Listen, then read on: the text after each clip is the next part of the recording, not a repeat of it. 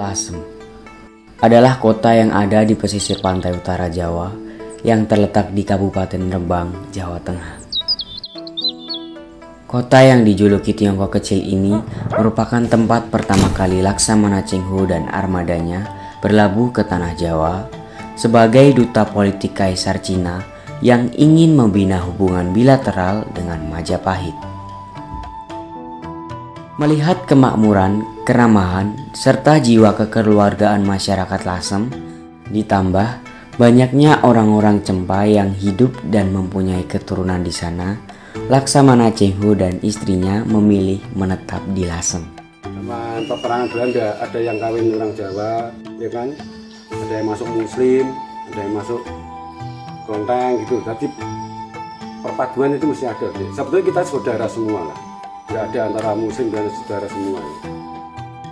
Meskipun Lasem merupakan tempat tumbuh kembangnya berbagai etnis dan agama, namun masyarakat Lasem tetap hidup tentram dan damai.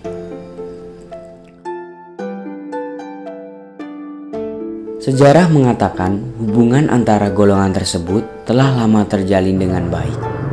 Salah satu buktinya adalah Perang Kuning yang terjadi pada tahun 1742 yang merupakan persatuan antara penduduk Cina dan Jawa untuk melawan VOC di tanah Lasem. Dengan adanya batik tulis Lasem ini merupakan bukti akulturasi serta menjadi penghubung erat antara penduduk Tionghoa dan masyarakat pribumi Lasem. Jadi batik Lasem ini menggabungkan motif pribumi tinggalan era Majapahit seperti kawung, seperti geringsing dan sebagainya, digabung dengan motif-motif yang bersifat Konfusianisme seperti misalnya burung hong, seperti naga, seperti dewa 8, kemudian seperti isen-isen. Dalam hal ini yang terkenal di Lasem itu adalah isen-isen berupa semenan dan sebagainya. Ini merupakan bukti bahwa batik Lasem itu merupakan akulturasi dari budaya pribumi, budaya Tionghoa, budaya kolonial Belanda, dan juga budaya Islam. Warna biru tentu pengaruh dari kolonial. Kita ingat bahwa Eropa itu terkenal sebagai benua biru. Kemudian warna hijau ini pengaruh dari Islam, karena Muslim itu sangat mencintai warna hijau. Tetapi warna merah pengaruh dari Tionghoa ini masih lekat sampai sekarang. Jadi dari sisi pewarnaan kita bisa melihat itu merupakan akulturasi berbagai peradaban, berbagai budaya. Dari sisi motif juga kita bisa mengatakan bahwa batik Lasem itu pengaruh dari berbagai kebudayaan. Namun sangat disayangkan, seiring berjalannya waktu, batik Lasem sendiri seakan-akan tenggelam oleh zaman.